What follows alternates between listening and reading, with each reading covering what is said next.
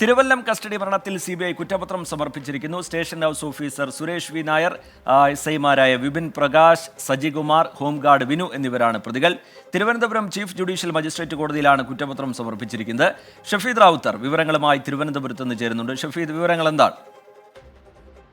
റിജിത്ത്, 2022 ഫെബ്രുവരി 28-നാണ് ഈ ജഡ്ജിക്കുന്ന് കാണാനെത്തിയ ദമ്പതികളെ ആക്രമിച്ച കേസിൽ തിരുവല്ലം പോലീസ് നെല്ലിയോട് സ്വദേശിയായിട്ടുള്ള സുരേഷ് ഉൾപ്പെടെ 5 പേരെ അറസ്റ്റ് ചെയ്യുന്നത്. പോലീസ് കസ്റ്റഡിയിലിരിക്കെ പിറ്റേ ദിവസം സുരേഷ് മരിച്ചു. നെഞ്ചുവേദനയെ തുടർന്ന് ആശുപത്രിയിൽ എത്തിച്ചപ്പോൾ സുരേഷ് മരിച്ചെന്നായിരുന്നു പോലീസ് ഭാഷ്യം. എന്നാൽ പോലീസ് മർദ്ദനത്തെ തുടർന്നുള്ള ഹൃദയാഘാതമാണ് മരണകാരണമെന്ന് പിന്നീട് പോസ്റ്റ്മോർട്ടം റിപ്പോർട്ടിൽ കണ്ടെത്തി.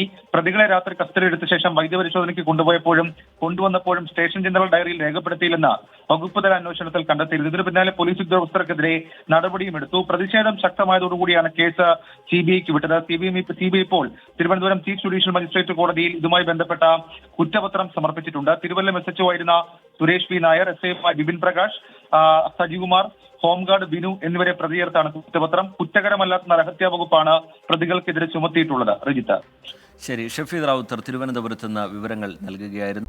ലോകത്തെവിടെയായാലും ഏത് സമയത്തും 24 വാർത്തകളും ഓഗ്മെന്റഡ് റിയാലിറ്റി പാക്കേജുകളും എക്സ്പ്ലെയിനറുകളും വിശദമായി കാണാൻ ഞങ്ങളുടെ YouTube ചാനൽ നിങ്ങൾക്ക് സബ്സ്ക്രൈബ് ചെയ്യാം.